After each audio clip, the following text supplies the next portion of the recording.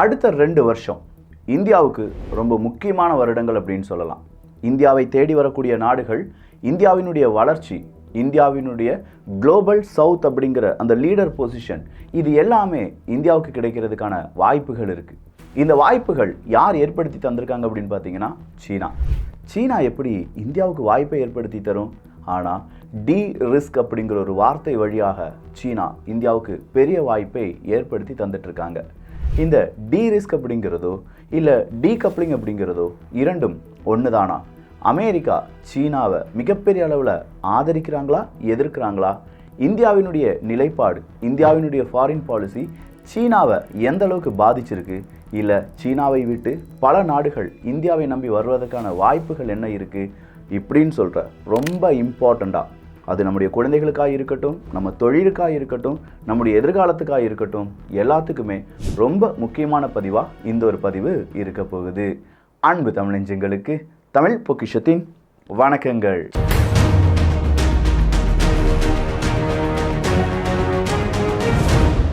சீனாவினுடைய எக்கனாமி அப்படிங்கிறது ரொம்ப பெரிய அளவில் டவுன்ஃபால் ஆகிட்டு இருக்கு அப்படிங்கிற ஒரு தகவல் வெளியாகுது. சீனாவினுடைய கட்டுமான நிறுவனங்கள், அது முதலைகள் அப்படின்னு சொல்லலாம், லட்சம் கோடி 10 லட்சம் கோடி ரூபாய் அப்படிக்கான இழப்புகள் வந்துவிட்டது, திவாலாகிவிட்டது அப்படிங்கிற ஒரு அறிவிப்பு வெளியாகுது. சீனாவினுடைய எக்கனாமி கூட கம்பேர் பண்ணும்போது ஜப்பான் இந்தியாவுக்கு சப்போர்ட்டாக இருக்காங்க அப்படிங்கிற தகவலை ஜப்பானுடைய செய்தி ஊடகங்கள் செய்தியாக வெளியில் விடுறாங்க. சீனாவினுடைய எக்கனாமி அப்படிங்கிறது ஒரு சீரியஸ் ட்ரபிளில் தான் இருக்கா அப்படிங்கிற கேள்வியை அல் ஜஸீரா நிறுவனம், அதே மாதிரி ராய்ட்டர்ஸ் அப்படிங்கிற நிறுவனம் எல்லாமே பெரிய டிபேட்டாக நடத்திட்டு இருக்காங்க. இந்த டிபேட்லாம் நம்ம ஊடகத்தில் வந்திருந்துச்சுன்னா உண்மையிலேயே இந்தியா இப்போது எப்படி செயல்பட்டு கொண்டிருக்கிறது அப்படிங்கிற ஒரு பெரிய விஷன் நம்ம மாணவ மாணவிகளுக்கு கிடைச்சிருக்கும், இளைஞர்களுக்கு கிடைச்சிருக்கும், தொழில் முனைவோர்களுக்கு கிடைச்சிருக்கும். இந்தியாவால் என்ன செய்ய முடியும், இந்தியர்கள் நாம் என்ன செய்யலாம் அப்படிங்கிற ஒரு பெரிய ஒரு விஷன் அவங்களுக்கு கிடைச்சிருக்கிற வாய்ப்புகள் இருக்குது. ஆனாலும் காலம் தாமதமாகலை, இப்போ தான் இது ஸ்டார்ட் ஆகிருக்கு அப்படிங்கிறது தான். இங்கே டி ரிஸ்க் அப்படிங்கிறதும் டீகப்ளிங் அப்படிங்கிறதும் இரண்டும் வேறு வேறு. ஸோ இந்தியாவினுடைய வளர்ச்சி அப்படிலாம் சொல்லும்போது மாதம் 2000 ரூபாய் நம்மளாலையும் சேவ் பண்ண முடியுமா அப்படிங்கிற கேள்விக்கு பல மாதங்கள் பல என்எஃப்ஓ உங்க முன்னாடி அறிமுகம் செஞ்சுருக்கேன். அதே மாதிரி ஐசிஐசியினுடைய ப்ரூடென்ஷியல் லைஃப் இன்சூரன்ஸ் அப்படிங்கிற நிறுவனம் இப்போ ஒரு என்எஃப்ஓவை அறிமுகம் செஞ்சுருக்காங்க. அதனுடைய என்ஏவி ப்ரைஸ் வெறும் 10 ரூபாய் தான். அது mid cap 150 momentum 50 index fund. இந்த mid cap 150 momentum 50 index fund அப்படிங்கிறது இந்த மிட் கேப்பில் இருக்கக்கூடிய முதல் 50 நிறுவனங்களில் நம்முடைய பணத்தை எடுத்து என்ன செய்வாங்க, அவங்க அதில் கொண்டு முதலீடு பண்ணுவாங்க. அது 50 நிறுவனங்கள், முதல்ல இருக்கக்கூடிய 50 நிறுவனங்கள், அதுவும் மிட் கேப் அப்படின்னு சொல்லும்போது அவங்கெல்லாம் இந்த மார்க்கெட்டில் ரொம்ப பெரிய அளவில் வின்னிங் ஸ்டேஜில் இருக்கிறவங்க. இந்த 50 நிறுவனங்களில் யார் பெஸ்ட்டாக பெர்ஃபார்ம் பண்ணுறாங்க, யார் புவராக பெர்ஃபார்ம் பண்ணுறாங்க அப்படிங்கிறதுக்கான ஒரு ஃபண்ட் மேனேஜர்லாம் தேவையில்லை. டாப்பாக இருக்கக்கூடிய 50 நிறுவனங்களில் நம்முடைய ஃபண்ட் அப்படிங்கிறது இருக்க போகுது. ஸோ அந்த 50 நிறுவனங்களுடைய வளர்ச்சியை பொறுத்து நம்முடைய ஃபண்டும் வளர்ச்சி அடையும். இந்த நிஃப்டி மிட் கேப் 150 மொமெண்டம் 50 அப்படின்னு நம்ம எடுத்து பார்த்தோம்னா கடந்த 5 வருடத்தில் அது 29% ரிட்டர்ன்ஸ் அப்படிங்கிறது கொடுத்துருக்கு. 27% கடந்த 10 வருடங்களில் ரிட்டர்ன் கொடுத்திருக்கிறது என்பதும் குறிப்பிடத்தக்கது. 2014 மிட் கேப் 150 மொமெண்டம் 50 ஃபண்டில் நம்ம இன்வெஸ்ட் பண்ணியிருந்தோம்னா 10 வருடத்தில் 2024 கிட்டத்தட்ட 11 மடங்கு நம்முடைய ஃபண்ட் வளர்ச்சி அடைஞ்சிருக்கும். இப்போ ஐசிஐசிஐ ப்ரூடென்ஷியல் லைஃப் இன்சூரன்ஸ் அப்படின்னு சொல்லும்போது அவங்களுடைய ஏஇஎம் கிட்டத்தட்ட 2.87 லட்சம் கோடி ரூபாய் அப்படின்னு சொல்லலாம். இவங்களுடைய mid cap fund in September 2022 54% ரிட்டர்ன்ஸையும், mid cap hybrid growth fund பிப்ரவரி 2023 அறிமுகம் செய்தது 39% ரிட்டர்ன்ஸ் அப்படிங்கிறதையும் கொடுக்குறாங்க. இதோடு மட்டும் இல்லைங்க, இதில் நமக்கு ஏடிசி வழியாக டேக்ஸ் பெனிஃபிட், 10/10D வழியாக டேக்ஸ் பெனிஃபிட் அப்படிங்கிறது கிடைக்கும். அது மட்டும் இல்லாமல் மாதம் பிரீமியத்தில் 120 மடங்கு நம்முடைய லைஃப் கவராக போகும். இன்னொரு விஷயம் என்னன்னா, இப்போ கெட்டிட்டு இருக்கிற ஒரு நபர் திடீர்னு இறந்துட்டாங்கன்னா நம்முடைய இந்த என்எஃப்ஓக்கு தேவையான ஃபண்டை கம்பெனியே கட்டி அது மெச்சூர் ஆகும்போது அந்த லம்சம் அமௌண்ட் அப்படிங்கிறது நம்முடைய நாமினிக்கு கிடைக்கக்கூடிய வாய்ப்புகளும் இந்த ஐசிஐசிஐ ப்ரூடென்ஷியல் லைஃப் இன்சூரன்ஸினுடைய இந்த என்எஃப்ஓக்கு இருக்குது. கூடுதலான டீட்டெயில்ஸுக்கு டெஸ்கிரிப்ஷனில் ஒரு லிங்க் இருக்குது, சொடக்கி உங்களுடைய டவுட்ஸ் எல்லாம் கிளியர் பண்ணிக்கோங்க. டவுட்ஸ் எல்லாம் கிளியர் பண்ண பிறகு நீங்களும் என்ன செய்யலாம், இந்த மாதிரியான என்எஃப்ஓவில் நீங்கள் உங்களுடைய முதலீடை பண்ணலாம். என்ஆர்ஐலாம் மாதம் ஒரு 18,000 ரூபாய்லாம் நீங்கள் இன்வெஸ்ட் பண்ணுறீங்கன்னா ஒரு 3 கோடி ரூபாய் அளவுக்கு இதிலேருந்து கிடைக்க வாய்ப்புகள் நிறையவே இருக்குது. ஸோ டவுட்ஸுக்கு கீழே இருக்கக்கூடிய லிங்கை பயன்படுத்திக்கோங்க. சீனாவினுடைய எக்கனாமி அப்படின்னு சொல்லும்போது இன்னைக்கு அமெரிக்கா என்ன செஞ்சுருக்காங்கன்னா அவங்களுடைய ட்ரெஷரி அஃபிஷியல், ரொம்ப முக்கியமான ட்ரெஷரி அஃபிஷியலை சீனாவுக்கு அனுப்பியிருக்காங்க. நம்ம இரண்டு நாடுகளுடைய எக்கனாமி அப்படிங்கிறதும் உங்கள் நாட்டு எக்கனாமி எப்படி இருக்குது அப்படிங்கிறத சரிபார்ப்பதற்கும் தான் எங்களுடைய ஆஃபீஸர் அங்கே வராங்க அப்படின்னு சொல்லி சீனாவுக்கு ஒரு மெசேஜும் கொடுக்குறாங்க அமெரிக்கா. டீகப்ளிங் அப்படின்னு சொல்றது வேற எதுவுமே இல்லை. ஒரு நாடு இன்னொரு நாட்டை வேண்டாம் அப்படின்னு சொல்றது தான் டீகப்ளிங். அப்படி டீகப்ளிங் பண்ணுறாங்கன்னா அந்த நாட்டினுடைய ஒட்டும் வேண்டாம், உறவும் வேண்டாம், ட்ரேடும் வேண்டாம், ஏற்றுமதி வேண்டாம், இறக்குமதி வேண்டாம், எதுவுமே வேண்டாம். ஆனால் இந்த டி ரிஸ்க் அப்படின்னு சொல்கிறாங்க பார்த்தீங்களா, இது ஒரு புது டேர்ம் தான். பட் குளோபலைசேஷனில் இப்போ ரொம்ப முக்கியமான டேர்மாக இது பார்க்கப்படுது. சீனாவில் ஏற்பட்டிருக்கக்கூடிய திடீர் பிரச்சனைகள், அங்கே இருக்கக்கூடிய எக்கனாமிக் ப்ராப்ளம், அங்கே இருக்கக்கூடிய ஸ்டேட் சென்ட்ரிக் கவர்மெண்ட், அது மட்டும் இல்லாமல் செக்யூரிட்டி ஓரியன்ட் எக்கனாமிக் பாலிசிஸ் அப்படிங்கிறது, இது எல்லாத்தையும் பார்க்கும்போது அந்த இடத்துல நம்ம இன்வெஸ்ட்மெண்ட் பண்ணணும்னா என்ன செய்வோம்? ஒருவேளை நமக்கு இந்த மாதிரி ரிஸ்க் இருக்குது, எக்கனாமி வைஸாக ரிஸ்க் இருக்குது, இல்லை பங்கு வர்த்தகம் வழியாக ரிஸ்க் இருக்குது, ஒருவேளை சட்டத்திட்டங்கள் வழியாக ரிஸ்க் இருக்குது அப்படின்னு சொல்கிற இந்த ரிஸ்க் எல்லாம் அனலைஸ் பண்ணுவாங்க. பொதுவாக ஒரு பிஸ்னஸ் பண்ணுறோம் அப்படின்னா அதில் ரிஸ்க் எப்படி இருக்குது, அதனுடைய நன்மைகள் என்ன இருக்குது அப்படிங்கிறத தெளிவாக நம்ம ஸ்டடி பண்ணிவிட்டு, ரிஸ்க் இருக்கலாம் ஆனால் நன்மைகளை விட ரிஸ்க் கூடுதலாக இருந்தால் அந்த பிஸ்னஸை நம்ம தொடர மாட்டோம். இதே ஒரு நிலைமையில் இப்போ சீனாவை சார்ந்து இருக்கக்கூடிய நாடுகள் வந்து நிற்கிறாங்க. அப்போது அமெரிக்கா, ஐரோப்பிய ஒன்றியம் போன்ற நாடுகள் சீனாவை டீரிஸ்க் ஃபேக்டரில் உள்ளே கொண்டு வந்து சீனா கூட நம்ம இந்த மாதிரியான எக்கனாமி டைஸாக எதுவுமே செய்ய வேண்டாம், அதுக்கு பதிலாக வேறொரு நாட்டை நாடி போகலாம் அப்படிங்கிற முடிவுக்கு வந்துட்டு இருக்காங்க. அதாவது அந்தந்த நிறுவனங்கள், அமெரிக்கா, ஐரோப்பிய ஒன்றிய நிறுவனங்கள், ஜப்பானும் இந்த நேரத்தில் எந்த நாடு இதுக்கு சரியாக இருக்கும் அப்படின்னு பார்த்தா இந்தோ பசிபிக் ரீஜனில் இருக்கக்கூடிய நாடுகளான 3 நாடுகளுடைய பெயர் அடிப்படுது. ஒன்று இந்தியா, வியட்நாம், இன்னொன்று இந்தோனேஷியா.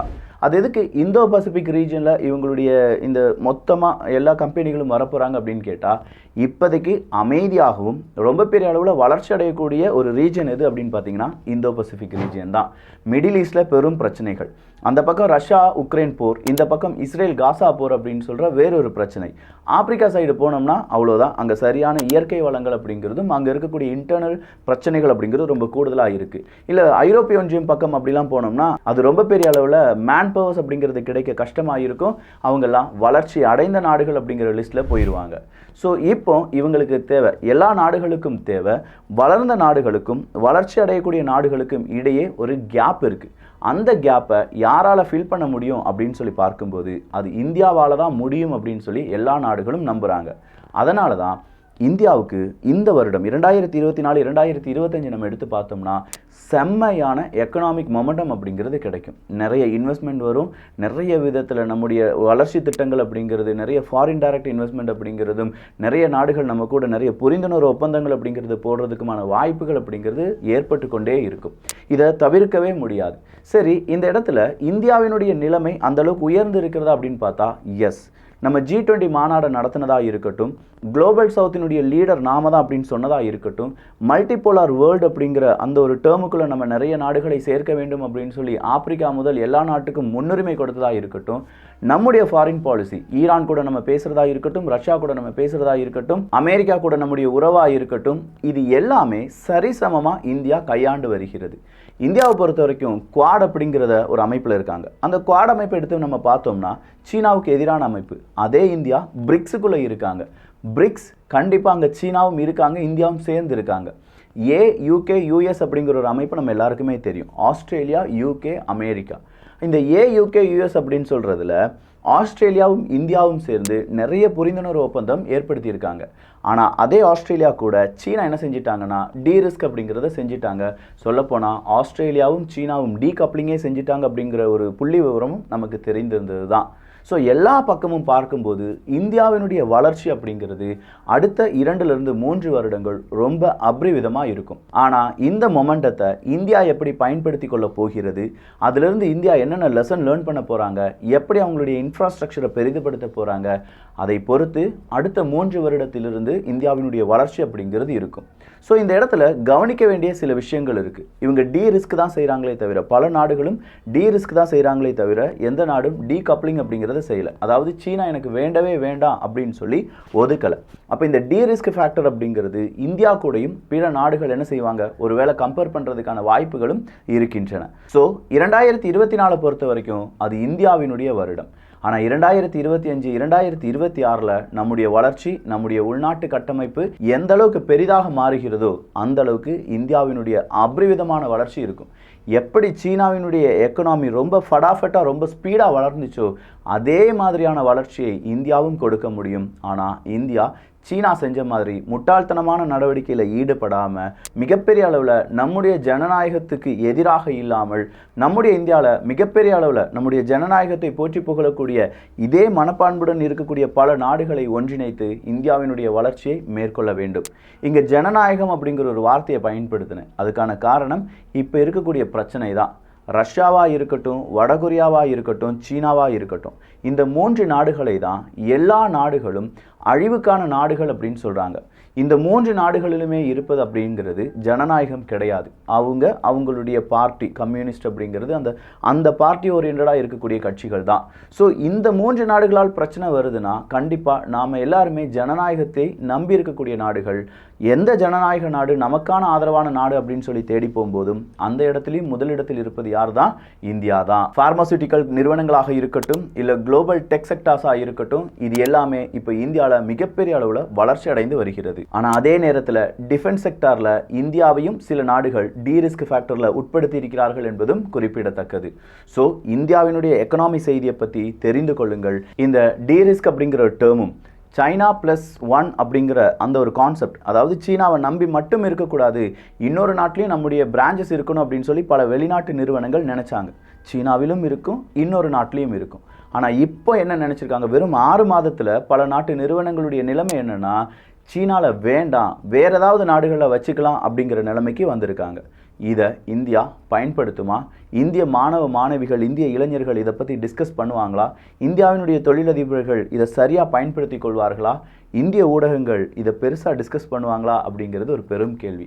தொடங்கி வைக்கிறது நாமளாக இருந்தாலும் மிகப்பெரிய அளவில் இது டிஸ்கஷனாக மாறினா மட்டும்தான் இதுக்கு பின்னாடி இருக்கக்கூடிய உண்மைகளும் அதனால் ஏற்படக்கூடிய நன்மைகளும் நம்ம மக்களுக்கு, நம்ம நாட்டுக்கு கிடைக்கும்.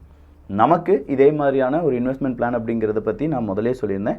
ஸோ இன்னும் பல டீட்டெயில்ஸ் உங்களுக்கு தெரிஞ்சுக்கணும் அப்படின்னா கீழே இருக்கக்கூடிய லிங்கை நீங்களும் யூஸ் பண்ணி உங்களுடைய கேள்விகள் பதில்கள் கிடைத்த பிறகு இன்வெஸ்ட்மெண்ட் அப்படிங்கிறத ஸ்டார்ட் பண்ணிக்கலாம். ஸோ இந்த ஒரு காணொளி பற்றி உங்களுடைய கருத்துக்கள் இங்கே வரவேற்கப்படுகின்றன. எல்லோரும் தமிழ் பட்சத்தில் இணைந்திருங்கள். நல்லதை பகிர்ந்து நல்ல சமுதாயத்தை உருவாக்குவோம். நன்றி, வணக்கம்.